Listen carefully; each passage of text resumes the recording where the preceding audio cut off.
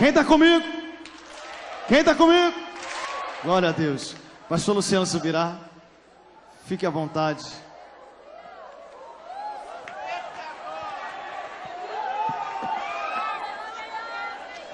Aleluia. Glória a Deus. Quem está alegre, diga amém. Quem está amém, diga alegre. Vira para o irmão ao seu lado, fala para ele, é hoje. Fala para ele, é hoje que Jesus te pega. Irmãos, que fim de semana precioso tem sido esse. Que derramar tremendo tem sido de Deus. Mas eu acho que Ele sempre tem mais um pouquinho para a gente. Eu queria mais uma vez agradecer ao pastor Deigma, que veio nos servir, junto com a sua esposa Clícia. Por favor, fiquem em pé. São pastores da comunidade Alcance, nossa igreja em Goiânia, além de amigos, discípulos. E o Deigma, eu sou suspeito, porque eu sou fã de carteirinha. E também porque ele gravou esse CD lá na nossa igreja em Curitiba. Que ele cresça, com participação do Heber Rodrigues, Heloísa Rosa, Hernani Santos. E o Deigma disse que não está conseguindo competir com nossos preços do livro, que está R$5 cada um, mas liberou o CD a R$10. Eu queria que você virasse para o irmão ao seu lado e falasse, duvido que você me dá um deste presente. Obrigado, querido, por ter vindo nos abençoar. Eu não sei você, quando a gente era criança, quando eu era criança, bastava um amigo falar, duvido, que dava certo a gente fazer, né? Agora, para gente que prega a fé, não é uma linguagem muito bonita, né? Nós temos ali também um outro CD, gravado lá na nossa igreja, por uma equipe de lá, com o título de uma das nossas mensagens que inspirou o CD, Até que Nada Mais Importe, do Marcelo Bonfim. Você também pode adquirir esse CD lá pelo mesmo preço. E temos alguns livros, eu já estou cansado de falar dos livros, mas sempre tem gente nova chegando na reunião ou acompanhando a gente. E eu quero enfatizar o livro no qual a gente mais tem batido na tecla na conferência, que é o livro O Falar em Línguas, a linguagem sobrenatural de oração. Esse livro traz uma instrução muito prática sobre o que é essa ferramenta, qual o nível de edificação que ela produz. E eu, particularmente, nesses dias estamos falando tanto sobre vida no Espírito, diria que esse é um dos segredos mais preciosos com o qual eu pude ter contato para entender o que é uma vida no Espírito. Então, você pode adquirir ali ao final. Estamos relançando um livro nosso que estava esgotado, foi meu primeiro, chamado Conhecimento Revelado. Esse livro a gente fala só sobre entrar naquele lugar de entendimento espiritual da palavra e não só o entendimento natural. Temos ali também o livro que fala sobre o que Jesus definiu como o maior mandamento, que é amar a Deus de todo o coração, com toda a nossa alma, com todo o nosso entendimento, com todas as nossas forças. E nós escrevemos um livro todo só sobre isso, chamado De Todo o Coração, Vivendo a Plenitude do Amor ao Senhor. Esse é só para os chapados, para os apaixonados. Tem bastante coisa lá, irmão. Eu não vou falar sobre tudo, mas eu quero dar destaque a um dos livros que eu particularmente mais aprecio de tudo aquilo que a gente publicou, que é o livro Agir Invisível de Deus. Fala de um Deus que age em meio a circunstâncias que a gente não entende. É um ensino que nos chama a confiança e a fé, independente das circunstâncias, mas que fala muito também da soberania de Deus e de como Deus trata conosco em meio a essas circunstâncias que nós não entendemos. Enquanto Ele nos conduz à vitória, Ele também consegue tratar conosco. Cada um desses materiais, e eu preciso ficar repetindo para quem está sintonizado aí, tanto pela televisão como pelo site da Rede Super, pela transmissão online, que esses preços são só para esse fim de semana na conferência. A gráfica que imprime nossos materiais, a gráfica Betânia, aqui de Belo Horizonte, a gente conseguiu não ter o custo do frete e outras variáveis que nos ajudaram a manter esse preço doido. Né? A gente ainda está parcelando em 5 de 1 no cartão de crédito. O único material dos nossos livros que não está a 5 é o da família. Ele é um livro um pouco maior, está sendo vendido a R$10, né? O propósito da família. E eu quero encorajar você, querido, não compre o material para ajudar o pastor Luciano. Com R$5 você não está me ajudando. É eu que estou tentando te ajudar. né? Então é um momento de você adquirir os materiais para você, né? Pegar livro para abençoar outros, sair dando de presente, ofertando. Então aproveita e vira para o irmão ao seu lado e fala: deixa Deus te usar, vaso.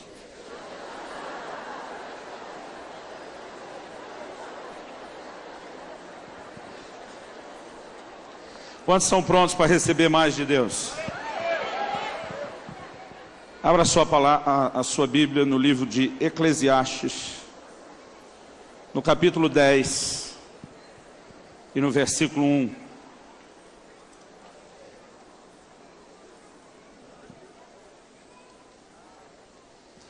Nós tivemos 3 tardes preciosas de ensino, falando a respeito dos dons do Espírito. Quantos estavam aqui foram abençoados? E às noites eu vim com a direção de Deus, de não focar só o ensino, mas de trazer uma palavra mais profética. E eu quero compartilhar algo que Deus tem colocado no meu coração com vocês hoje. Eclesiastes, capítulo 10, versículo 1. Antes de lermos o texto bíblico, eu queria aproveitar para mandar um beijão para minha esposa Kelly, para os meus filhos Israel e Alice, que estão sintonizados na Rede Super. Dizer que o papai ama vocês. Onde que eu faço coração? Vocês me inspiram a servir a Deus cada vez mais e o papai é muito grato. Eclesiastes capítulo 10. Se você estiver sem Bíblia, pega uma carona com o vizinho. Tá, aquela esticada de pescoço. O texto diz assim: qual a mosca morta faz o unguento do perfumador exalar mau cheiro, assim é para a sabedoria a honra, um pouco de estultícia. A NVI traduziu esse texto assim: assim como a mosca morta produz mau cheiro e estraga o perfume, também um pouco de insensatez pesa mais que a sabedoria e a honra. Espírito Santo, você é chamado nas Escrituras de o Espírito da verdade, de quem o Senhor Jesus disse que nos guiaria a toda a verdade. Nessa noite nós suplicamos, mais do que um discurso, mais do que uma palestra, mais do que apenas um momento de arrazoarmos no nível mental e intelectual apenas. Nós oramos: abre os olhos do nosso entendimento, para que nós possamos contemplar as maravilhas da sua lei. Traz revelação, traz entendimento espiritual da tua palavra. E junto a Deus, com toda a instrução da palavra, que vem o teu toque, que vem o mover do teu espírito, que vem, ó Deus, aquela ação do Senhor que vai nos conduzir a algo prático, em termos de corresponder contigo. Nós oramos que nessa noite haja sensibilidade para cada coração, para cada ouvido, para entender o que o Senhor está dizendo e para atender a sua voz. E desde já nós te damos glória, te damos honra, te damos louvor, em nome de Jesus. Amém. Amém. Há muitos anos atrás, a gente sente velho quando fala isso. Teve uma época do meu ministério que dizia um tempo atrás. Agora é bastante tempo atrás. Eu já estava no ministério pastoral, acredito que isso deve ter acontecido há uns 16 anos atrás. E eu viajei o fim de semana para ministrar numa outra igreja que tinha relacionamento conosco, com o compromisso de voltar para pregar o domingo à noite na nossa igreja. E eu havia sido escalado pelo nosso pastor sênior, o pastor principal da equipe, para que eu estivesse pregando no domingo. Então, antes da viagem, já no início da semana, eu tentei deixar tudo pronto, preparado, organizado, aquilo que eu acreditava que eu deveria pregar e compartilhar com a igreja no domingo. E saí esse fim de semana de viagem, e eu comecei a ter uma suspeita durante o fim de semana, que foi ficando mais forte durante o sábado, de que a palavra que eu tinha preparado não era a palavra que Deus queria que eu pregasse no domingo à noite. E aquilo começou a ficar cada vez mais forte no meu espírito. A gente falou bastante esse fim de semana sobre o testemunho interior. Eu não tive uma voz, uma visão, né? Não ouvi uma voz, não tive uma visão, apenas vinha aquela impressão no meu espírito de que não era aquilo. E eu cheguei a dizer: Deus, não é justo. Desde o início da semana eu tentei deixar esse negócio certinho, né? O Senhor podia ter me dado a direção já desde o início. E aí eu comecei a dizer para Deus como seria meu sábado. Eu falei: o Senhor sabe que esse culto vai longe. Depois do culto eu tenho a reunião com a liderança da igreja. Depois da reunião com a liderança da igreja, eu e minha esposa vamos gastar tempo com o pastor e a esposa. O senhor sabe, vai ser impossível dormir antes de 3 da manhã, só Deus sabe que hora vai ser. Eu falei, dormindo essa hora vai ser impossível levantar cedo. E eu sei que eles não vão deixar a gente ir embora amanhã antes do almoço. Mas as horas de viagem que eu tenho para voltar, eu vou chegar praticamente em cima da hora do nosso culto. E eu falei, eu não tenho tempo de sentar, de preparar qualquer outra coisa, mas essa impressão está vindo no meu espírito, que é como se o Senhor quer que eu pregue outra coisa. Eu falei, então eu gostaria de propor ao Senhor um acordo. Tua palavra diz que aos seus amados o Senhor dá enquanto dorme. Tem uns crentes que até dormem mais achando que vão ganhar mais, né? E falei, se o Senhor puder ter a misericórdia de falar comigo durante essa noite, eu ficaria muito agradecido. E eu até hoje não sei, querido, se foi a fé que eu apliquei antes de fazer aquela oração, se foi Deus já me incomodando a fazer a oração e gerar em mim uma expectativa. Mas durante aquela noite eu tive um sonho. Eu não me lembro de muita coisa, porque a parte visual ela não foi muito rica. Tem coisas de ordem espiritual que é difícil a gente explicar. Eu, por exemplo, estava em pé no meio do nada. Como você explica isso? Né? No meio do nada, não tinha chão, né? Não tinha lugar visível algum à minha volta. Mas naquele momento, no sonho, em que eu me vejo naquela condição, eu sei que algo está acontecendo no plano espiritual. E eu percebo alguém se aproximando atrás de mim, à minha direita. Eu sou uma pessoa já curiosa por natureza, mas dada a ordem do sonho, eu estou assim numa curiosidade enorme de olhar quem está chegando para falar comigo. Mas eu não me sinto autorizado a olhar para quem quer que seja que estiver chegando. Eu fico tentando imaginar se era um anjo ou se era só uma personagem virtual do sonho. Mas eu não sentia no meu espírito que eu tinha autorização para olhar. Então essa pessoa chega atrás de mim e ela começa a falar comigo no meu sonho. E diz, a impressão que você tem no seu espírito, que a palavra a ser pregada no culto do domingo à noite é outra. Ela vem de Deus, é o Espírito Santo falando com você. Porque aquilo que você preparou, embora seja importante para aquilo que você saiba que a igreja precisa, você pode fazer isso em outra reunião. Para esse culto, Deus tem uma palavra específica. E eu tomei a liberdade de dizer, já que você está aqui me avisando isso, poderia me dizer qual é a palavra, que até então não fazia ideia. E de repente apareceu na minha frente, na linguagem de hoje, a gente diria que foi como uma projeção multimídia, né? Não tinha o telão, apareceram só as letras desse versículo que nós lemos. Na linguagem de quase 20 anos atrás, acho que eu teria dito um retroprojetor. Alguns de vocês nem sabem o que é isso, né? E a hora que apareceu na minha frente esse versículo, eu podia lê-lo diante de mim, e aquela voz me disse, esse é o texto, a partir do qual você vai compartilhar a palavra que Deus tem. E quando eu li esse texto de Eclesiastes 10, eu fiquei apavorado. Qual a mosca morta faz unguento do perfumador, exalar mau cheiro, assim é para a sabedoria a honra um pouco de esfutiço. Eu pensei, o que é que vai sair daí? E ele me disse, há uma mensagem literal nesse texto, mas há também uma mensagem simbólica, profética. E eu falei, eu não estou entendendo nem a literal. O que dizer da simbólica? E ele me explicou a mensagem literal. Ele diz, olha, a mensagem desse texto é mais ou menos aquele ditado que vocês costumam citar.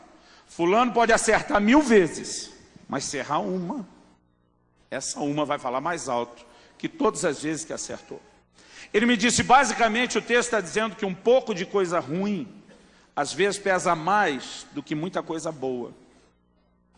E ele estava dizendo que a ilustração foi usada para falar que um pouco de estultícia pesa mais do que a sabedoria e a honra. Mas a ilustração que ele usa para dizer que um pouco de estultícia vai comprometer toda a sabedoria e a honra na vida de alguém, é que quando a mosca morta cai no unguento do perfumista, ela faz exalar mau cheiro. Eu tive o privilégio, alguns anos atrás, de conhecer no Cairo, no Egito, um desses lugares de produção de perfume que funciona no sistema de antigamente. Né? Eles não trabalhavam com nada químico. O perfumista normalmente usava o óleo, que é chamado de unguento, e inseria nesse óleo as essências, que ficavam ali curtindo e perfumando o óleo. Então, Quando a Bíblia fala sobre se ungir durante o jejum, não é simplesmente colocar um óleo no sentido espiritual. Está falando de passar perfume mesmo, de botar aquela cara para cima. E ele começou a me explicar a simbologia por trás do óleo. Ele diz, o óleo é uma figura da unção. E o que eu quero falar essa noite tem a ver com a unção. Ele diz, o perfume está relacionado com um bom testemunho. E ele cita aquele texto de 1 Coríntios, quando Paulo diz que Deus, por meio de nós, manifesta o bom perfume de Cristo. Mas ele me disse, as moscas, que não são a mosca doméstica e caseira que você conhece, ele me deu uma explicação sobre aquele tipo de mosca, que quando morria exalava mau cheiro, né? Isso não é a varejeira que nós conhecemos, mas é algo que me lembra, no lugar onde me criei, a gente chamava de Maria Fedida. No Paraná chamam de fede, tem lugar que chamam de percevejo. Goiânia é o quê? Hã? Maria Fedida também. Como é que chama aqui em BH? Esse zum não me parece um nome, mas... Percevejo, ok. Para que você tenha ideia, né, de algo que está ao nosso alcance, é como quando você mata esse inseto e ele fede que só. E o texto está dizendo que quando essas moscas caíam dentro do óleo, ao morrerem, o mau cheiro delas, que proporcionalmente era inferior à quantidade de óleo e de perfume, comprometia aquela quantidade de perfume. E ele me disse a mensagem simbólica que está por trás do texto, e que Deus quer que você pregue no próximo culto, é justamente sobre a importância de que vocês preservem, e ele me falou duas coisas aquele dia. Eu tenho dividido essa mensagem em duas. Ele diz, é sobre a importância de que vocês preservem a unção e a santidade. Ele me disse, as moscas figuram a impureza. Elas estão associadas ao lixo, à sujeira, a corpos de animais em decomposição. E ele diz, a mosca, ela está associada à impureza. E ele me diz, a mensagem que você deve pregar, ela está baseada na resposta a essa pergunta. Então a pergunta que foi feita é, por que as moscas caíram dentro do óleo? Eu falei, isso o texto já não diz. E no sonho me foi dito, é uma questão de lógica. As moscas só caíram dentro do óleo porque ele estava descoberto, destampado. Se estivesse coberto, se estivesse protegido, elas não teriam caído. E o que ele me falou, querido, eu vou dar uma ênfase hoje mais ligada à unção, embora eu vou mexer no assunto de santidade, é que nós precisamos preservar a unção de Deus na nossa vida. Não adianta apenas a gente falar todos esses dias sobre a importância da unção, como atraí-la e recebê-la, e não entendemos a importância de proteger a unção. Porque tem muita gente, querido, que o problema dele não é não ter sido ungido ou não ter recebido a unção. Tem muito crente que o problema dele é que ele torna inoperante a unção. Ele compromete a unção de Deus na vida dele. E é a respeito disso que eu quero que a gente possa conversar um pouco essa noite. As pequenas concessões, querido, na vida cristã têm o poder de fazer um grande estrago que muitas vezes nós não paramos para mensurar. Cantares 2,15 fala daquelas pequenas raposinhas que destroem as vinhas. E eu creio que nós precisamos entender, querido, que a mentalidade, a visão de santidade que Deus quer que eu e você tenhamos é radical. Ela não pode permitir pequenas concessões. Você pode dizer amém? Amém. Durante aquele sonho, aquele anjo, ou quem quer que seja que falou comigo, ele me disse que muitos casamentos que eu como pastor tive que trabalhar arduamente a restauração, eles experimentaram a trágica entrada do adultério. Mas ele me dizia, o pecado não começou como adultério. Começou com pequenos flertes, pequenos jogos, pequenas brincadeiras emocionais que foram ganhando espaço, que foram ganhando terreno. E muitas vezes, querido, nós não paramos para mensurar o como eu e você temos que ser sérios em relação à santidade de Deus na nossa vida. Mas o livro de Hebreus diz, ainda não resististes até o sangue na luta contra o pecado. O que a Bíblia está dizendo é que se eu e você tivermos que morrer, é preferível morrer do que ceder ou se entregar ao pecado. E nós precisamos ter uma mentalidade, querido, rígida, radical, a respeito de santidade. Eu não estou falando, querido, do legalismo de se estabelecer proibições. Eu estou falando de um coração zeloso de Deus, de um coração que entende que se o pecado é o nosso maior inimigo, o que mais nos separa de Deus, então nós vamos ter uma postura firme de dizer, porque eu quero permanecer perto dele, em intimidade com ele, eu não vou deixar que o pecado entre, eu não vou deixar que o pecado me afaste. Uma vez uma pessoa me perguntou, pastor Luciano, por quanto você venderia o dedo minguinho? É minguinho ou mindinho? Eu sempre confundo. Mindinho ou minguinho? Mindinho. A pessoa me diz, por quanto você venderia esse dedo menor da extremidade da sua mão esquerda? E eu falei, não venderia isso de jeito nenhum. Se alguém lhe pagasse $1 milhão em cash, na hora, você não deixava cortar? Eu falei, de jeito nenhum. Ele falou, seu dedo vale mais do que $1 milhão, por quanto você venderia? Eu falei, nem por 5, nem por 10. Ele falou, dedinho caro, não é? Eu falei, eu nunca parei para pensar nisso, mas não venderia por qualquer coisa. Aí ele olhou para mim e falou, e quanto será que vale a nossa santidade? Porque Jesus disse, se a tua mão te faz pecar, corta ela toda, não é nem o dedinho. E lança fora de ti, mas não peque contra o Senhor. Irmão, a santidade é o maior patrimônio de Deus nas nossas vidas. Você vai dizer, não, pastor, é o próprio Deus. Sim, mas a Bíblia diz, sem santificação ninguém verá o Senhor. O próprio Deus é o seu maior patrimônio que você vai perder sem santidade. Nós precisamos entender e levar isso muito a sério. Alguns anos atrás, lendo um livro de um pregador argentino chamado Sérgio Scataglini, me chamou a atenção uma ilustração que ele dá. Ele diz assim, ninguém poderia considerar a ideia de comprar uma garrafa de água mineral em cujo rótulo estivesse escrito 98% de pura água mineral e 2% de água de esgoto.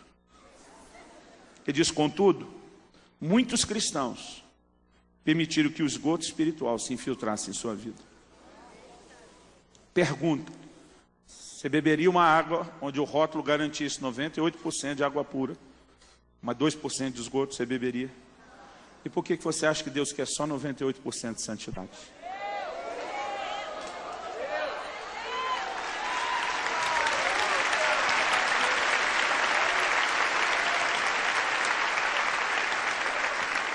Os antigos diriam, durma com esse barulho. Um pouco de coisa ruim, querido, compromete muita coisa boa. Eu tenho visto muita gente ao longo da minha caminhada. Pessoas que estiveram ao meu lado desde a adolescência, ministérios que eu conheci ao longo do caminho, gente que recebeu a unção de Deus, mas não soube cuidar, não soube proteger aquilo que Deus lhe confiou. E a unção, querido, ela pode ser maculada, a unção, ela pode ser comprometida. Esse texto está falando basicamente a respeito disso. E a gente precisa entender que o pecado, ele atrapalha o fluxo ou a operação da unção na vida de alguém. Por favor, alguém diga amém. Amém. Ao olhar para a visão desse pó de perfume que estava destampado, e entender a importância de proteção, nós precisamos compreender que a razão pela qual precisamos protegê-lo é para que o óleo não perca a sua função, não perca a sua essência, não seja comprometido. Mas eu quero conversar um pouco sobre alguns princípios, querido, porque, embora eu não creia que a unção seja prêmio por bom comportamento, nós não podemos achar que seja isso. Eu acredito, por outro lado, que a santidade tem o poder, querido, de trazer uma liberação de unção nas nossas vidas. Em Eclesiastes 9:8, a Bíblia diz, em todo tempo, sejam alvas ou brancas as suas vestes, e nunca falte o óleo sobre a tua cabeça. Unção e santidade, querido, são duas coisas que se misturam ao longo da revelação bíblica. Eu não tenho tempo e o meu propósito hoje não é ser detalhista em relação ao ensino, mas há muitas figuras. Quando Deus levanta o ministério de Arão e começa através de Moisés dar ordem sobre como seria o sacerdócio. Interessante que antes de Arão você vê muitos sacerdotes sendo levantados, mas é a partir de Arão que Deus estabelece o princípio da sua casa, que Deus começa a regrar o que o sacerdote faria, como faria, quem seria. É a partir de Arão que nós vemos Deus regulamentando o sacerdócio ou o ministério, por assim dizer. E no livro de Êxodo, no capítulo 28, se você for rápido de endereço, abra lá comigo. Êxodo, capítulo 28.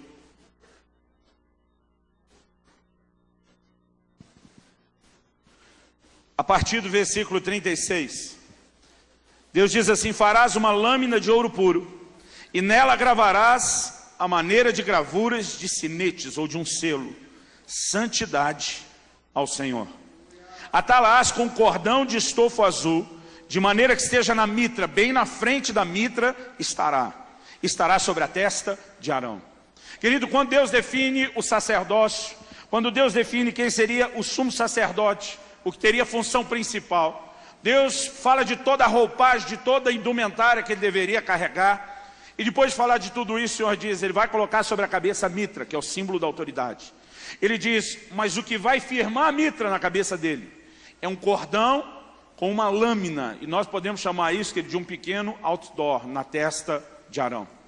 Deus diz, quando ele vier a público, eu quero que as pessoas venham e leiam na testa de Arão o que eles devem esperar dos meus sacerdotes. Quando Arão vier a público, eu quero que ele entenda o que eu espero dos meus sacerdotes. Santidade ao Senhor. Essa é a visão de Deus para o ministério. E depois de orientar sobre como deveria ser esse processo, avança comigo para o capítulo seguinte. Capítulo 29. Deus começa a falar sobre como seria a consagração de Arão. Então ele diz, versículo 5, depois tomarás as vestes, vestirás Arão da túnica, da sobrepeliz, da estola sacerdotal, do peitoral, e o cingirás com cinto de obra esmerada da estola sacerdotal. 6, por-lhe-ás a mitra na cabeça, e sobre a mitra a coroa sagrada. Essa lâmina de ouro era chamada de a coroa sagrada. Então, esse então é na sequência, só depois disso. Então, tomarás o óleo da unção e lhe o derramarás sobre a cabeça. E diz, primeiro firma a mitra da autoridade, com o compromisso de santidade, para depois se derramar a unção. Algumas coisas que nós precisamos entender, querido. Jesus foi cheio do Espírito Santo, foi batizado no Espírito Santo. Você lê isso lá no final de Lucas capítulo 3. E a Bíblia começa, Lucas capítulo 4, dizendo que Jesus foi levado pelo Espírito ao deserto, para ser tentado pelo diabo. Muitas vezes a gente diz que o Espírito Santo levou Jesus para jejuar, e porque ele foi jejuar, o diabo quis tentar. Não, irmão, é o contrário. A Bíblia diz que ele foi levado ao deserto para ser tentado pelo diabo, e porque iria enfrentar o diabo, jejuou. Agora o que acontece? Jesus já foi cheio do Espírito. Mas quando você lê o Evangelho de Lucas, no capítulo 4, eu creio que é o versículo 14, produção, por favor. Eu tenho vontade de falar produção, irmão, botar o dedo no ouvido, vocês não fazem ideia. Produção, confere aí se é Lucas 4,14. A Bíblia diz que depois dos 40 dias no deserto, o texto diz assim, regressou então Jesus, no poder do Espírito. Os milagres, a manifestação toda do ministério de Jesus, querido, ela não começa imediatamente ao batismo do Espírito Santo. Ela começa depois dos 40 dias. Deixa eu te dizer o que eu compreendo, querido. Eu e você precisamos mais do que apenas receber unção. Nós precisamos ter um firme compromisso diante de Deus de proteger a unção que nos foi dada.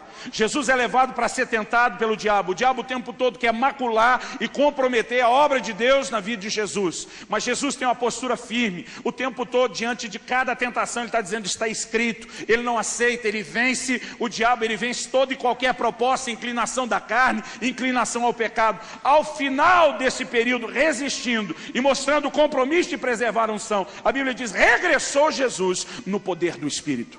Porque há algo mais, querido, que vai ser liberado nas nossas vidas quando nós entendemos esse lugar de compromisso. Existe uma mensagem equivocada sendo pregada por muita gente, que o sucesso do ministério não depende de integridade ou de santidade. Eu não concordo com isso. Tem muita gente dizendo que a unção e os dons do Espírito não dependem do fruto do Espírito. E tem havido muito engano, querido. Porque alguns pastores, alguns líderes, mesmo depois de tropeçarem, eles ainda estão vendo o resultado do ministério por um tempo. Agora, o que muitos deles confundem, eles confundem longanimidade da parte de Deus com impunidade. Irmãos, a palavra de Deus é clara sobre juízo.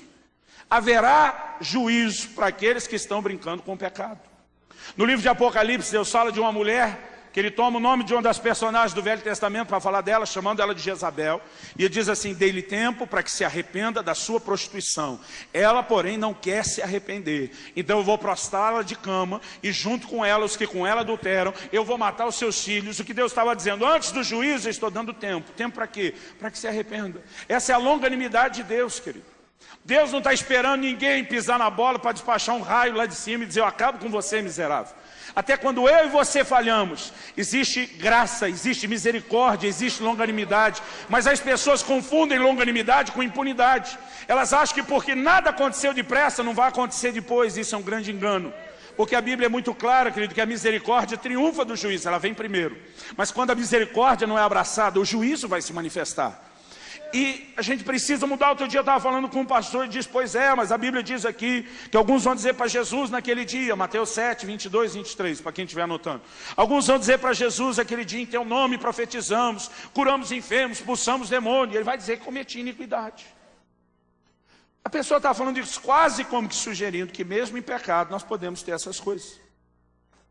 Ele diz: até porque a autoridade é do nome de Jesus, não depende da gente. Eu falei: cabeção, o texto termina dizendo: apartai-vos de mim, vós que praticais a iniquidade, eu não vos conheço. Você está tentando defender a ideia de poder ter um ministério próspero pecando e decidido se enterrar a eternidade toda no lugar de condenação? Falei exatamente isso. Falei, mesmo que Jesus estivesse dizendo que é possível ter resultados, ele está deixando claro que esse não é um caminho a ser seguido. Eu particularmente, querido, não creio que ele está falando de gente que pecava enquanto curava e profetizava. Eu acredito que ele está falando de muita gente que depois de tudo isso se acha no direito, na liberdade de brincar. Aliás, a maior parte dos homens e mulheres de Deus que você encontra na Bíblia, eles não caem no começo da caminhada. É depois de ver muita ação e manifestação de Deus que eles começam a entrar num lugar de começar a achar que são alguma coisa. O perigo, querido, normalmente não é quando nós ainda não vimos o poder de Deus. Eu creio que o grande desafio vem depois que Deus começa a usar a minha e a sua vida, depois que nós começamos a ver o poder, depois que o ministério começa a prosperar, é quando nós devemos ter uma atitude séria, firme, de dizer: eu não vou comprometer aquilo que Deus me confiou, eu vou proteger, eu vou guardar a unção que me foi dada. Você pode dizer amém? Abra sua Bíblia comigo em 1 Tessalonicenses capítulo 4. 1 Tessalonicenses capítulo 4. E eu quero que você olhe comigo a partir do versículo 3. Pois esta é a vontade de Deus, a vossa... Vamos lá, vocês acharam o texto? Pois essa é a vontade de Deus, a vossa... Vamos falar bem alto. A vossa... santificação. Que vos abstenhais da prostituição. Que cada um de vós saiba possuir o próprio corpo em santificação e honra, não com desejo de lascívia, como os gentios que não conhecem a Deus. E que nessa matéria, não se prostituir, ninguém ofenda nem defraude a seu irmão. Porque o Senhor, contra todas essas coisas, como antes vos avisamos e testificamos claramente, é o vingador. Porquanto Deus não nos chamou para impureza, e sim para santificação. Agora, preste atenção no versículo 8. Portanto, quem rejeita essas coisas, não rejeita o homem, e sim a Deus, que vos dá o seu Espírito Santo. Vamos pensar aqui junto. Eu conheço muita gente que tropeçou nessa área, se deixou enredar pela imoralidade, pela impureza. Eu conheço alguns que não apenas se deixaram enredar, mas se enredaram com outros irmãos, o que ainda é pior. Mas eu vi muitas dessas pessoas, ao caírem, trilharem um caminho de arrependimento, de choro, de humilhação, dizendo: Deus, eu não quero perder você e o que você tem. Eu creio que eles se arrependeram de forma verdadeira, genuína. Quando o texto diz que quem rejeita esse tipo de mensagem, não rejeita o homem, e sim a Deus, eu creio que Paulo está dizendo: olha, se você não der ouvido, não é a mim que você está rejeitando, você está rejeitando a Deus. Mas que rejeição a Deus é essa? Sabe que nós estamos falando que qualquer pessoa que caiu nessa área, rejeitou Deus para sempre, a ponto de dizer: não quero mais você? A maior parte das pessoas, querido, que eu vi tropeçar nessa área, eu vi serem restauradas. Não foram pessoas que rejeitaram Deus no sentido definitivo. Eu não creio que é isso que o versículo está falando. Eu creio que o versículo está falando que a pessoa rejeita uma particularidade específica de Deus. Paulo diz, rejeita a Deus que vos dá o Espírito Santo. Quem começa a brincar, querido, nesse terreno, ele na verdade está interferindo no fluxo da unção de Deus sobre a sua vida. Porque unção e impureza, querido, elas não são compatíveis. E quem escolhe um caminho de impureza, normalmente está comprometendo o fluxo da unção de Deus. Nós começamos a tarde de ontem, no seminário de dons, citando João 20, 21 e 22. Onde Jesus diz para os discípulos, assim como o Pai me enviou, eu envio vocês. E ele sopra e diz, recebei o Espírito Santo. E nós começamos falando sobre os dons, de que assim como Jesus se moveu debaixo da unção do Espírito operando nos dons, eu e você também podemos nos mover.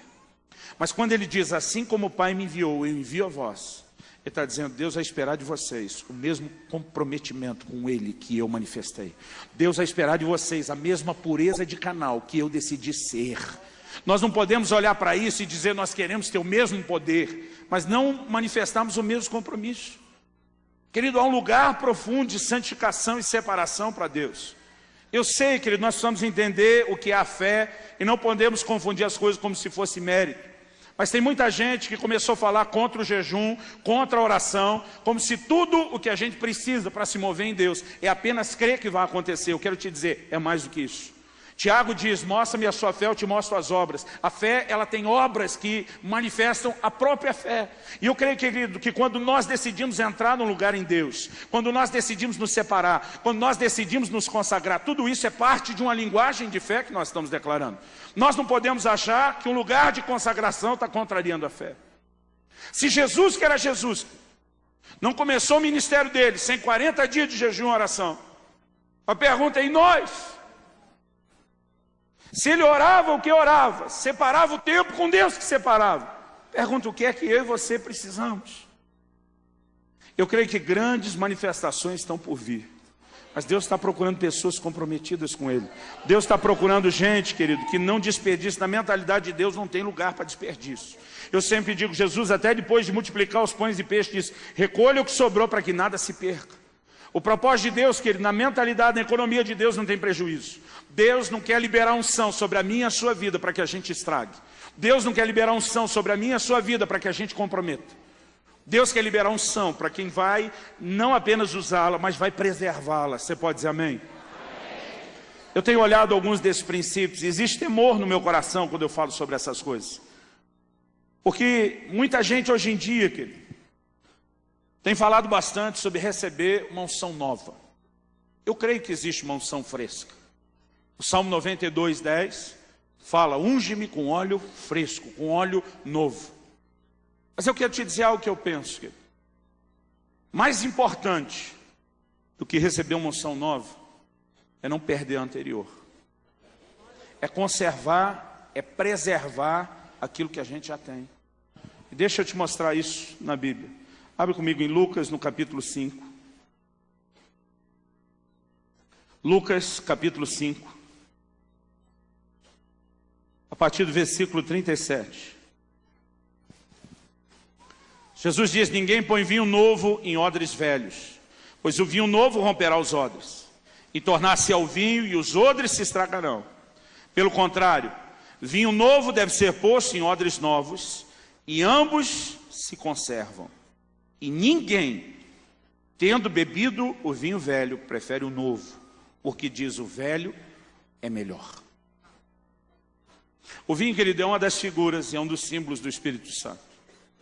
Mas nós podemos olhar para o que Jesus está falando basicamente assim, está dizendo o que Deus está fazendo de novo, não pode ser colocado numa estrutura velha. E essa conversa começa, se você olhar o contexto, depois que Jesus está sendo abordado para uma conversa sobre o jejum.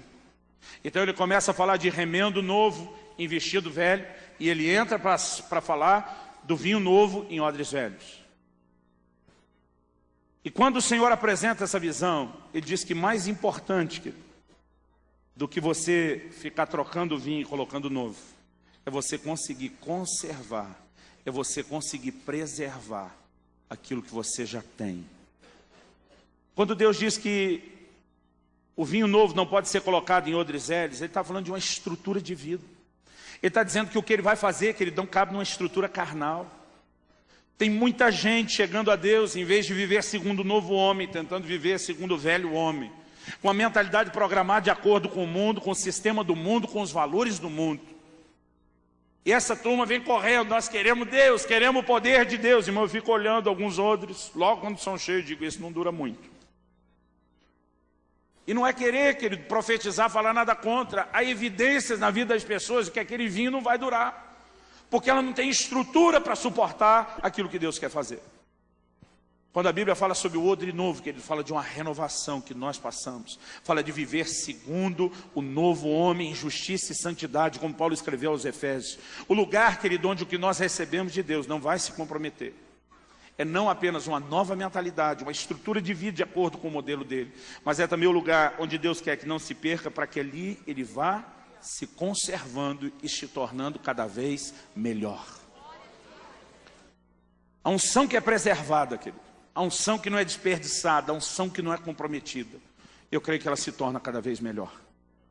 E mais importante do que a gente só ficar toda hora, todo culto, todo evento, buscando uma unção nova, o melhor é a gente preservar aquilo que Deus nos deu. Você pode dizer amém? Vira para o irmão que vai te abençoar com algum presente no final do culto. Fala para ele, melhor do que receber uma nova unção é preservar a velha. Agora deixa eu falar algo importante para vocês. Quando eu tive aquele sonho, e o Senhor começou a falar sobre esse cuidado que nós devemos ter com pequenas impurezas, Ele me falou algo interessante. Ele disse, quando você pregar essa mensagem, Deus quer que você conte aquela história do seu primo. E mencionou um episódio envolvendo eu e meu primo, que já estava assim meio apagado, meio esquecido na minha lembrança. E o Senhor diz, eu quero que você conte isso. E o que aconteceu entre eu e meu primo foi o seguinte, eu não tenho certeza se eu tinha 12 ou 13 anos de idade. Eu sei que eu era um ano mais velho que ele, então se eu tinha 13, ele tinha 12, se eu tinha 12, ele tinha 11. A gente era bem novo. Ele morava em outra cidade, ele veio com a mãe dele passar uns dias em casa, e já o primeiro dia, assim, quando amanheceu, que a gente estava doido para sair brincar, amanheceu chovendo. E chuva, irmão, a manhã toda, e chuva na hora do almoço, e chuva depois do almoço. E começou a dar uma agonia, porque a gente não podia sair brincar na rua. A única parte coberta da casa onde dava para brincar era a garagem. Naquela época, normalmente quem tinha carro usava ele para sair no fim de semana, não para trabalhar. Então, a garagem ainda tinha o carro, a gente só podia correr em volta do carro. A gente estava num tédio daqueles. Quando lá por umas 4 da tarde, deu uma estiada, parou a chuva. Quando parou a chuva, a gente já se olhou, vamos sair, vamos sair.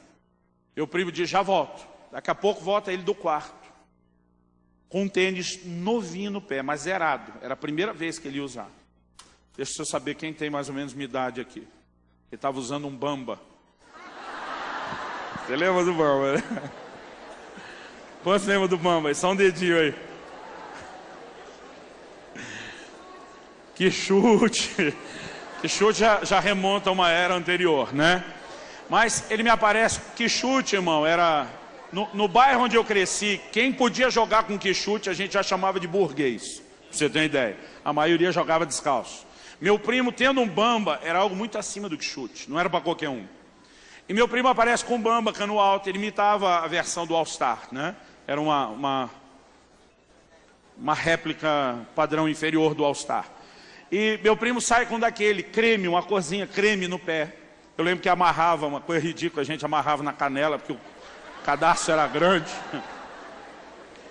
Aí ele sai com aquele negócio no pé. E quando ele vai saindo, e minha tia veio e disse, aonde você pensa que você vai com esse tênis? Ele falou, brincar. Ela disse, de jeito nenhum.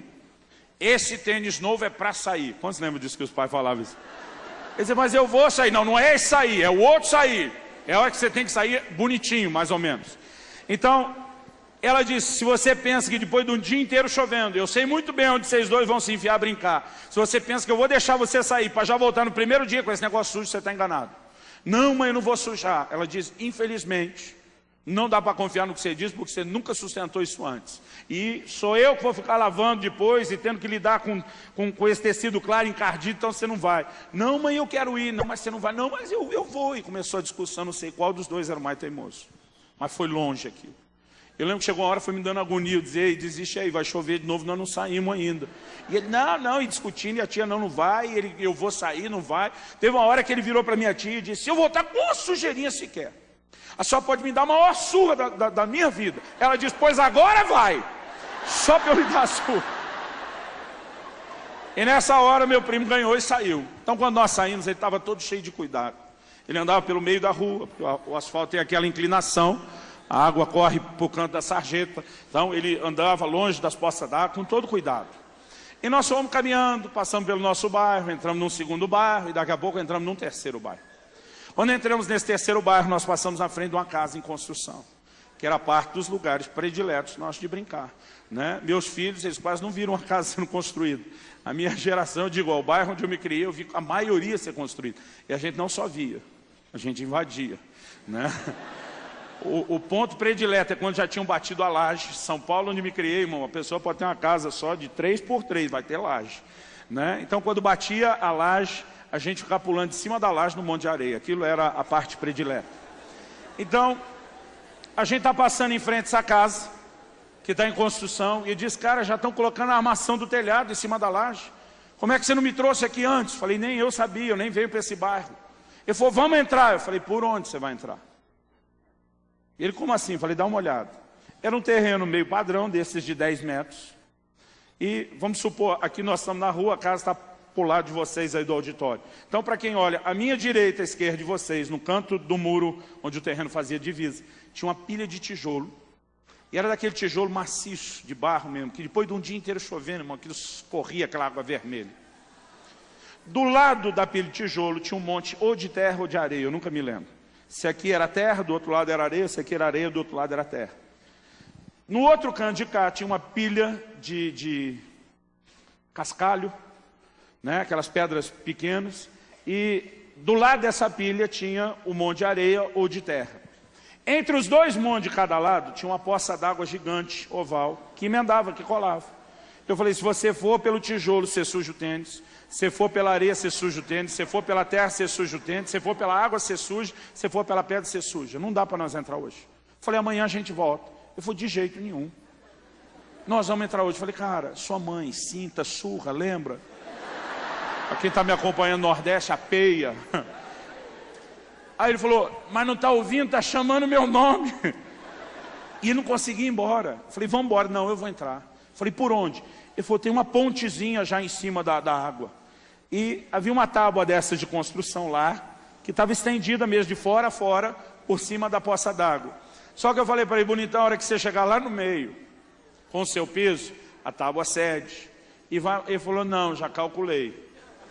A altura, o tanto que vai baixar, não vai sujar não. Eu falei, cara, vamos embora. Amanhã a gente volta. Não, eu vou passar. E ele resolveu que ia passar. Então lá vai meu primo, com muito cuidado, pisando na tábua, começa a ranger. Ele vai andando por ela. Quando ele vai chegando no meio, ela começa a baixar. E quando ele chega bem no meio, ela quase encosta na água, mas não encosta. E ele conseguiu atravessar e foi para lá de lá e disse, vem. Eu falei, eu não vou. Você pode sujar o tênis. Eu falei, mas não quero ser cúmplice da sua burrice. Vamos embora. Ele olhou para mim e falou, você não sabia que eu sou invencível? Aí eu falei, olha o que você quer olhar, você já está aí dentro. Não, eu vou te provar que eu sou invencível. Eu entrei andando com muito cuidado. Agora eu vou voltar andando normal. Eu falei, não precisa. Não, eu vou. E aí ele resolve passar a tábua. E lá vem ele, dessa vez ele vem andando normal. E a tábua vem balançando. E dessa vez encosta na água a parte de baixo, mas não afunda a ponto de sujar. E ele chega do lado de fora e diz, está vendo alguma sujeira? Eu já estou impressionado. Eu falei, não estou. Ele falou, então vamos. Eu falei, eu não vou entrar. Mas você pode. Eu falei, mas não vou ser cúmplice da sua burrice. Amanhã a gente volta. Ele diz, não. O seu problema é que eu ainda andei devagar. Agora eu vou passar correndo.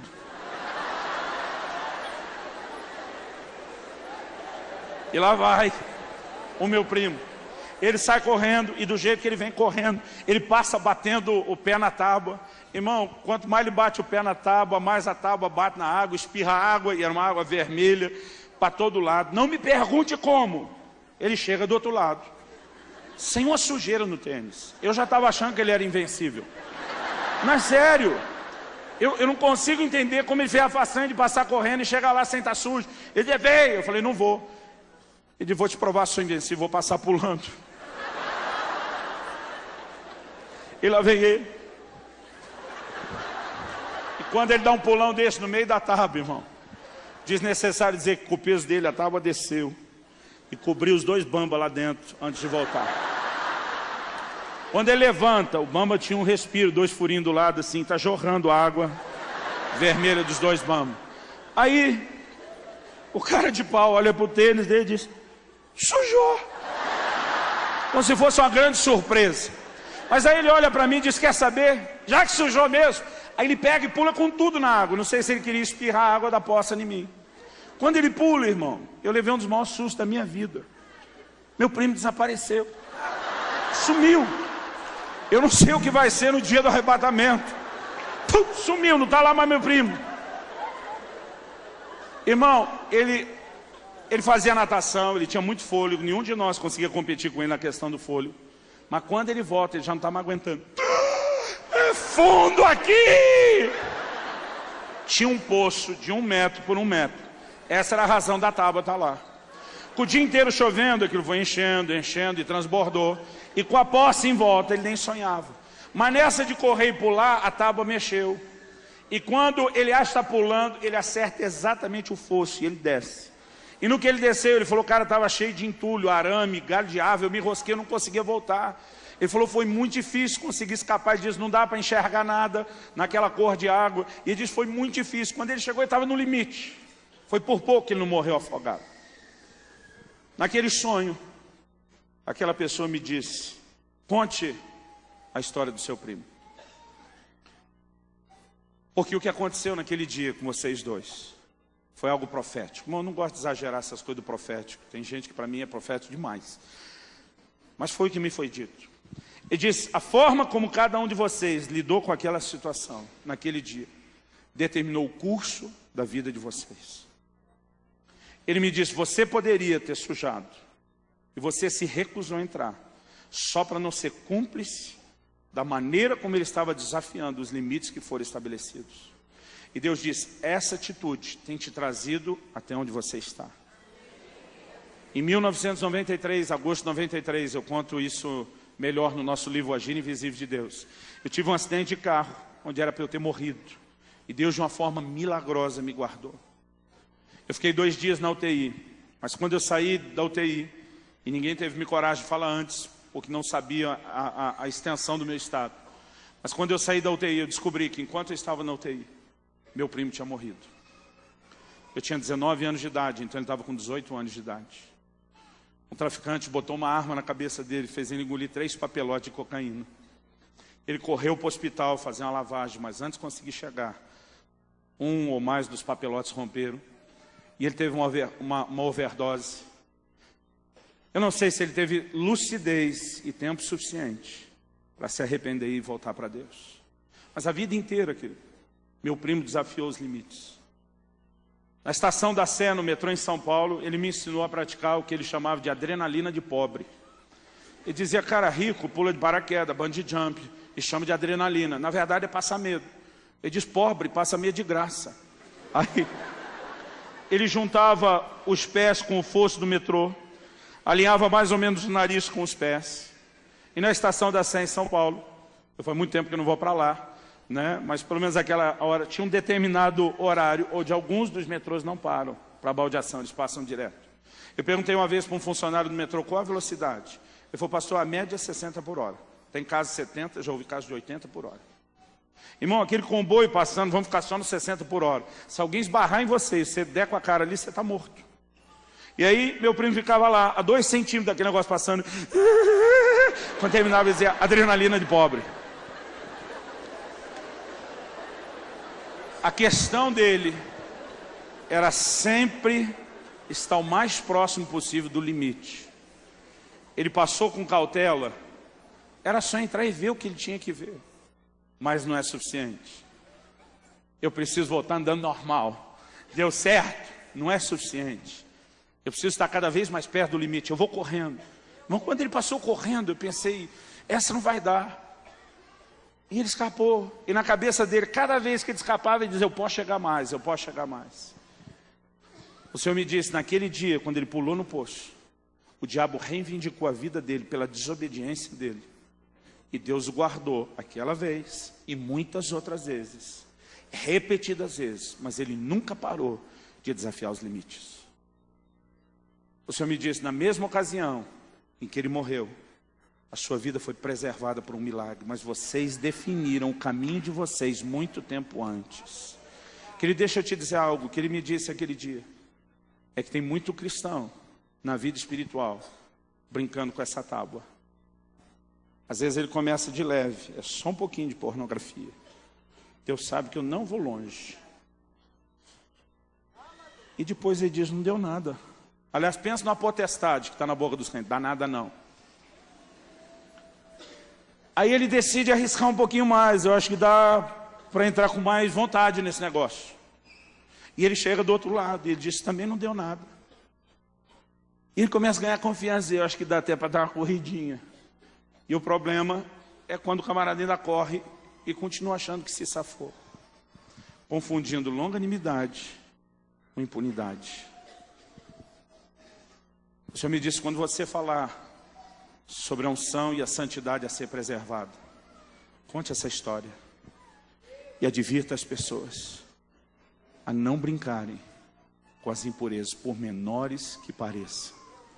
Porque a mosca morta, quando cai no guento do perfumista, exala mau cheiro. Há um grito do coração de Deus para encontrar pessoas comprometidas a preservar essa unção que Ele quer liberar, a proteger, a tratar isso com muito carinho e honra. E nós não queremos nesses dias, enquanto estamos falando sobre a unção, sobre os dons, sobre o poder e tudo isso, ao mesmo tempo em que falamos que Deus colocou um tesouro em vaso de barro, que você não tem que ter um atestado de santidade para começar a fazer algo para Deus, nós não queremos parecer que estamos levando a coisa para o outro extremo, onde estamos falando de Deus causando alguém que está comprometido com o pecado. Nós precisamos de uma visão de consagração para Deus. E é um chamado do coração de Deus. Eu creio que nessa noite, Deus quer fazer algo diferente. O que eu sinto no meu espírito é que Deus quer trazer um batismo de fogo nesse lugar hoje. João Batista, quando aponta para Jesus, diz, Ele vos batizará no Espírito Santo e em fogo. O fogo, querido, ele faz parte de uma visão bíblica de purificação. É só você comparar o batismo no Espírito Santo de Jesus com o que houve em Pentecostes. O que foi visto sobre Jesus? Uma pomba, um símbolo de pureza. O que foi visto sobre os discípulos no dia de Pentecostes? Línguas como de fogo. Qual a diferença entre Jesus e eles? O nível de santificação que cada um precisava. Eu e você não precisamos apenas da pomba vindo como pomba. Nós precisamos como fogo. Que o Espírito venha como fogo. Que haja uma experiência de santificação profunda. E eu quero te desafiar nessa noite, em nome de Jesus, a olhar para dentro do seu coração e se perguntar, como você tem agido? Como você tem se conduzido? Eu não vim aqui para te apontar o dedo, eu não vim aqui para trazer nenhum peso de culpa ou condenação sobre você. Mas eu espero de alguma forma ser um instrumento de Deus para ajudar você hoje a não seguir por um trilho perigoso, a não seguir por um caminho delicado e profundamente comprometedor. Uma das coisas que mais machuca o meu coração é ver a maneira como muitos agem em relação ao Espírito Santo. A Bíblia diz, e não entristeçais o Espírito Santo de Deus, com o qual fostes selados para o dia da redenção. Nós falamos ontem que o Espírito tem ciúmes quando nós começamos a flertar com o mundo, com a carne, com o pecado. Porque o propósito dele é nos levar para cada vez mais perto de Deus e para um lugar de exclusividade em Deus. E eu vou insistir nisso, eu não vim aqui te apontar o dedo, eu não vim aqui te chamar de carnal. Eu vim te dizer que independente da forma como você andou até esse momento, você pode mudar as coisas agora. você pode decidir levar Deus a sério. Você pode decidir parar de brincar. Você pode decidir reconhecer. Quando nós falamos ontem, querido, da importância de se esvaziar para ser cheio, eu não estou falando de merecer o Espírito Santo. Tem gente que acha que ele primeiro tem que ser santo para depois ter o Espírito Santo. Irmão, sem o Espírito Santo você nunca vai ser santo. O que nós ensinamos ontem foi o princípio de se esvaziar em arrependimento. Como quem diz, eu não quero viver acorrentado à carne. Essa atitude é de quem diz, é por isso que eu preciso de você, Espírito Santo, para nunca mais andar naquele lugar da carne, para andar em vitória. Agora é quando ele vem, querido, depois do arrependimento, que nós somos capacitados a ter uma vida e uma caminhada de vitória. Você pode dizer amém? Eu queria que aí no seu lugar, onde você está, você fechasse os olhos. Eu sei que nenhum texto da Bíblia manda a gente orar de olho fechado. Jesus, por 2 vezes, pelo menos, orou de olho aberto. Mas eu gostaria que você evitasse se distrair nessa hora. Eu gostaria que você pudesse ter um momento de oração. E nesse momento de oração, você seguisse a sabedoria daquela oração do salmista, que no Salmo 139 diz, sonda-me, ó Deus, e conhece o meu coração, vê se há em mim algum caminho mau. Muitas vezes, querido, nós não conseguimos enxergar o que está errado na nossa vida. A gente enxerga fácil o cisco no olho do irmão de longe, mas a trave do nosso olho, às vezes nós não vemos. Mas Jesus disse que o Espírito Santo nos convenceria do pecado. Ele que começa a trazer à tona algumas coisas em nós e a denunciar isso. O propósito do Espírito Santo é tornar eu e você semelhantes a Jesus. O propósito do Espírito Santo é nos levar a andar em vitória sobre a carne, sobre o mundo, sobre o pecado. E nós precisamos entrar nesse lugar de rendição para que Ele possa fazer algo. Eu quero te desafiar a se colocar diante de Deus, como quem diz, Senhor, eu reconheço que muitas vezes eu estou comprometendo a sua unção na minha vida. Eu reconheço que muitas vezes eu tenho permitido que até o que aparentemente são pequenas impurezas, eu tenho permitido que elas entrem. Mas eu quero firmar um compromisso com o Senhor de santidade radical. Eu quero firmar um compromisso com o Senhor de consagração profunda. Eu quero decidir não comprometer mais a unção que o Senhor tem liberado sobre a minha vida. Faça isso como você achar melhor. Se você quiser ficar sentado, de pé, se você quiser orar de joelhos, não me importa como você vai fazer isso agora. Mas eu só quero te pedir, esquece quem está perto de você. E se coloca diante de Deus. Comece a orar, colocar a sua vida diante do Senhor e clamar ao Senhor. Porque eu creio que se nós tivermos a conduta correta diante dEle, o Espírito Santo vai trazer sobre nós nessa noite um batismo de fogo e uma experiência santificadora mais profunda. Começa a falar com Deus.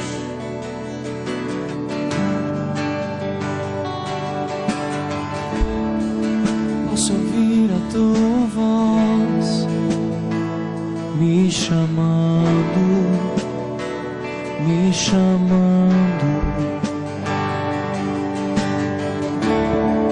Posso ouvir a tua voz me chamando, me chamando.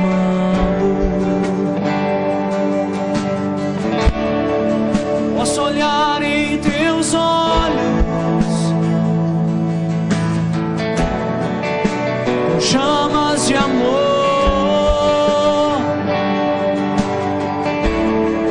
me dizendo vem, me dizendo vem.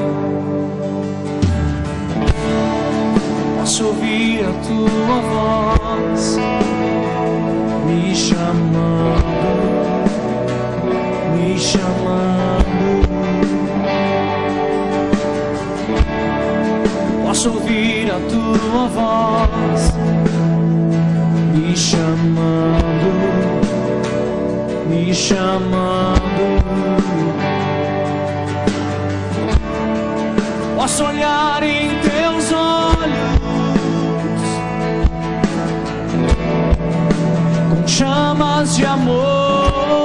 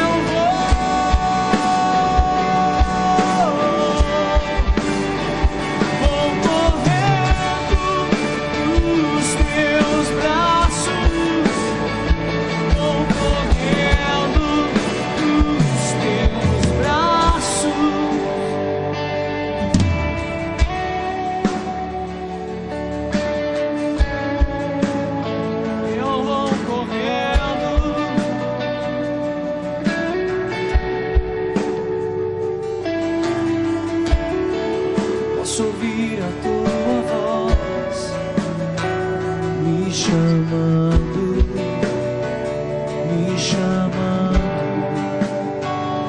Jesus. Posso ouvir a tua voz me chamando, me chamando. Posso olhar em teus olhos com chamas de amor,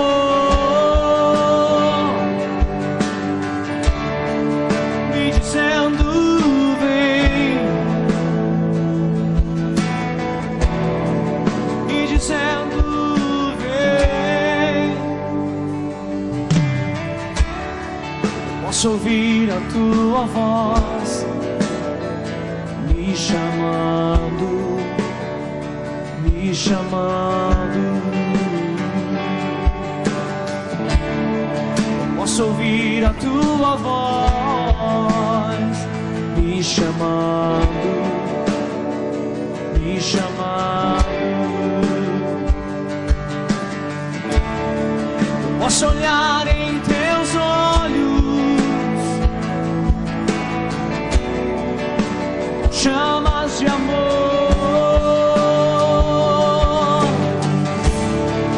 me dizendo vem, me dizendo vem, e eu vou,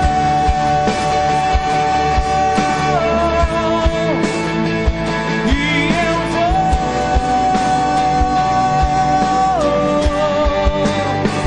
vou correndo nos teus braços, vou correndo nos teus braços, e eu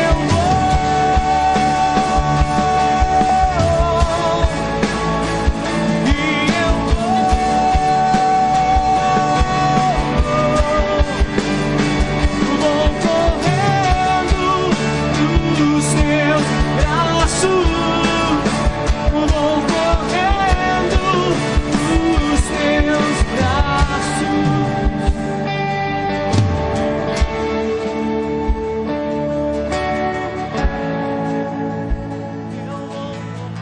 Eu quero desafiar você a clamar que o Espírito Santo venha sobre você hoje, que Ele venha como fogo, que Ele venha trazendo uma experiência de santificação mais profunda. Eu quero te desafiar a dizer: Senhor, eu quero ofertar toda a carnalidade, tudo aquilo que precisa ser queimado em mim. Eu quero romper com a minha tolerância às pequenas impurezas. Eu quero romper com o flerte com o mundo, com o pecado. Eu quero me separar para você. E é importante que você entenda, querido, que a razão de uma mensagem como essa não é Deus tentando afastar você, dizendo você não pode ou não serve.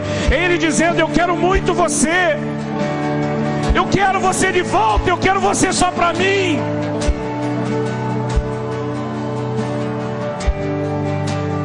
Espírito Santo, vem sobre nós.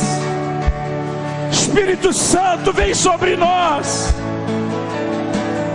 Vem, vem, vem, Espírito Santo. Que seja uma noite de libertação, que seja uma noite de desprendimento, que seja uma noite de arrependimento, de reconciliação, de conserto, de consagração, de se renovar a aliança. Vem, Espírito Santo.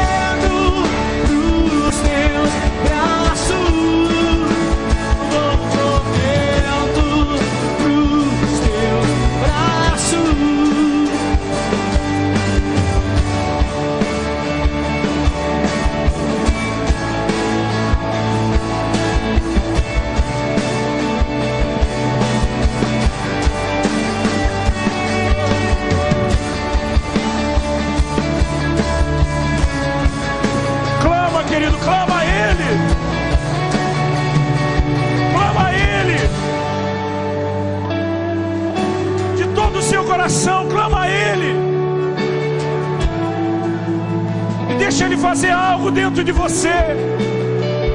Eu não estou falando apenas sobre falar em línguas, apenas sobre chorar diante dEle, mas experimentar um toque libertador. Eu vejo cadeias sendo quebradas nesse lugar. Cadeias do pecado, cadeias do vício, amarras.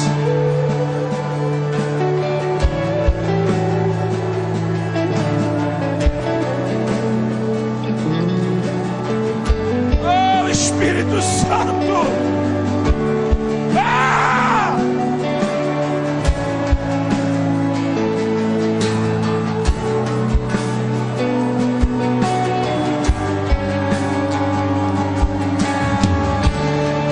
Posso ouvir a tua voz me chamando, me chamando. Posso ouvir a tua voz me chamando, me chamando. Eu posso olhar em teus olhos, chamas de amor,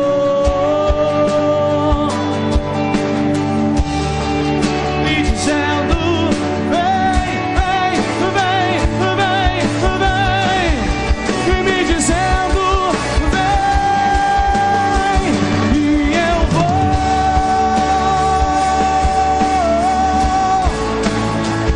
e eu vou.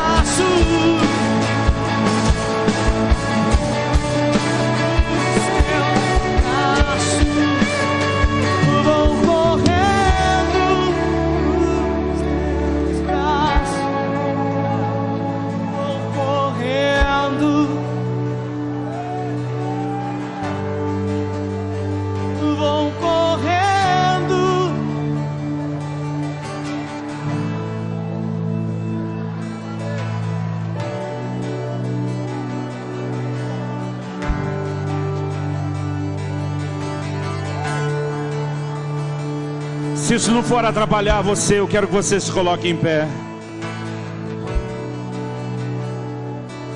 Eu quero que você levante pelo menos uma das suas mãos ao Senhor. Eu quero que você comece a clamar: Espírito Santo, vem com teu fogo. Começa a clamar: vem com teu fogo agora, Espírito Santo.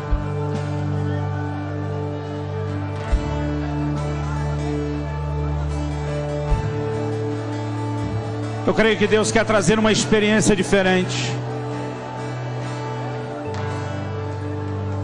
Você que é batizado no Espírito Santo e quiser render-se à linguagem sobrenatural de oração,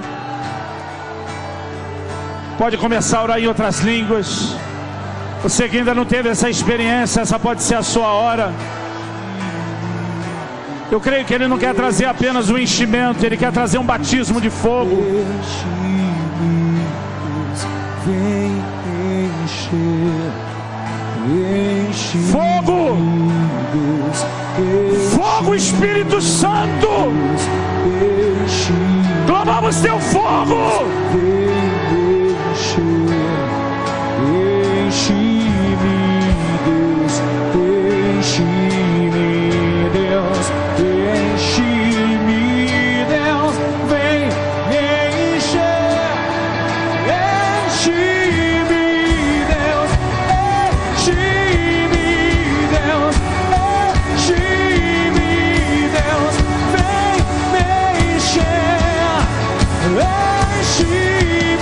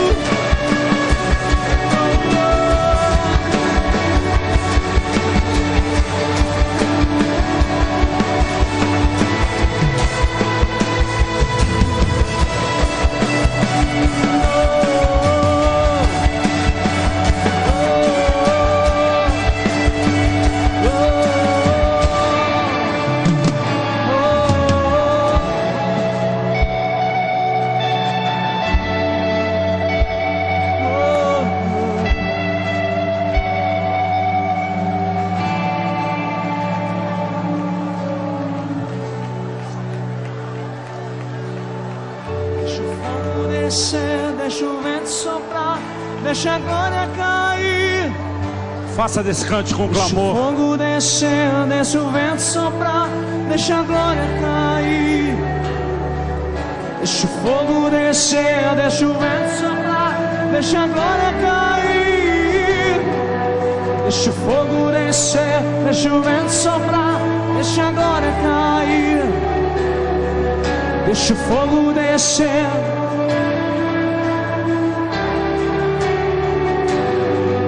Deixa o fogo descer, deixa o vento soprar, deixa a glória cair. Deixa o fogo descer, deixa o vento soprar, deixa a glória cair. Vem sobre nós. Deixa o fogo descer, deixa o vento soprar. Deixa o fogo descer, deixa o vento soprar. Deixa o fogo descer, deixa o vento soprar, deixa a glória cair. Deixa o fogo descer.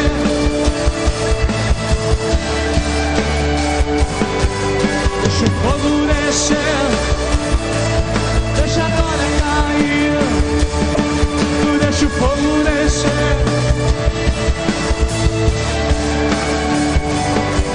Deixa o fogo descer, deixa o vento soprar, deixa a glória cair. Deixa o fogo descer.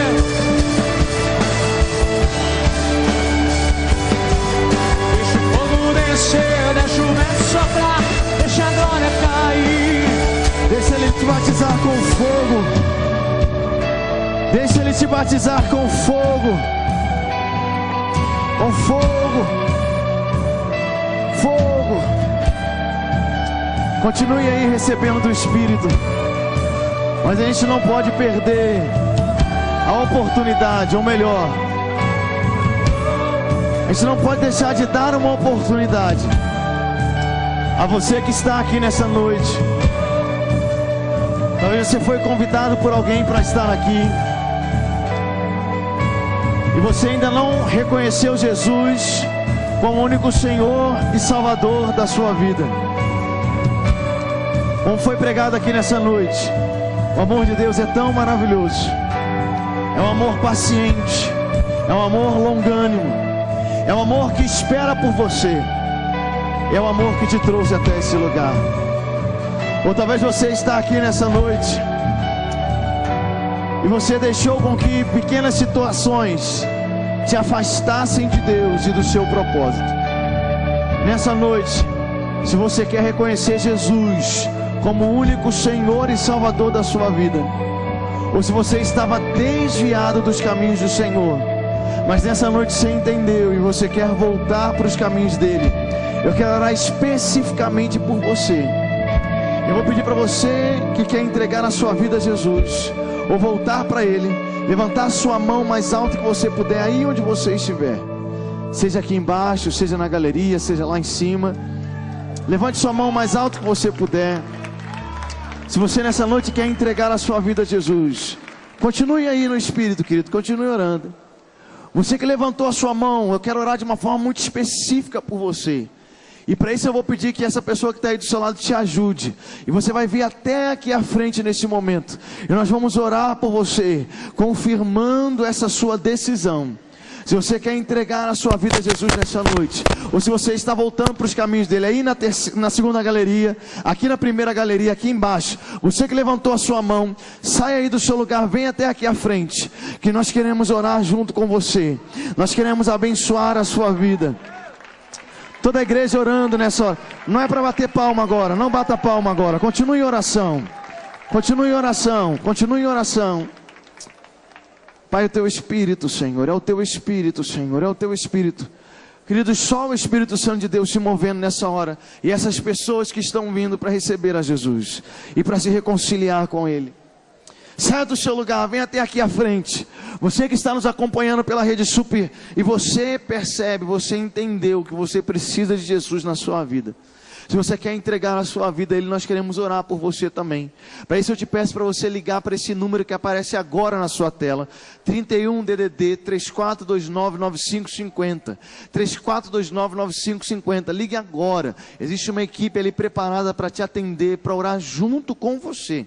Pode ligar agora mesmo, nós queremos orar com você. Se você quer se entregar, assim como essas vidas estão fazendo nessa noite, se entregando ao Senhor, entregue-se a Ele, volte para Ele.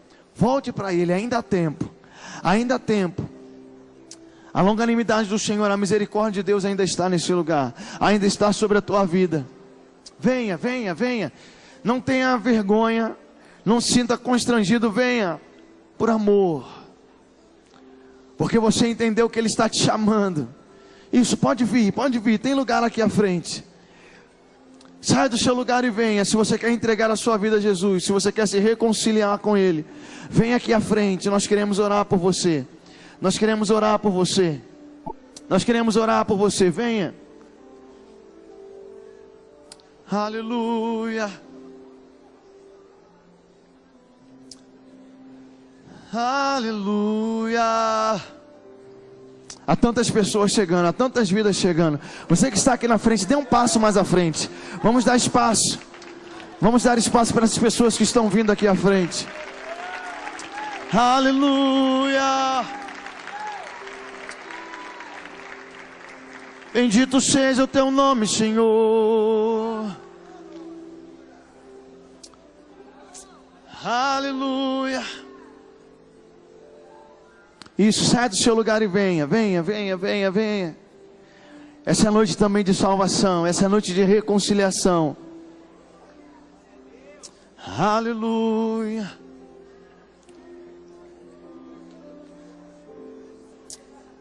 Toda a igreja estenda suas mãos aqui à frente. Pai, em nome de Jesus, nós abençoamos cada uma dessas vidas que se rendem a Ti, que tomaram essa decisão, saíram dos seus lugares e vieram até aqui à frente, Pai, porque estão decidindo pelo Senhor.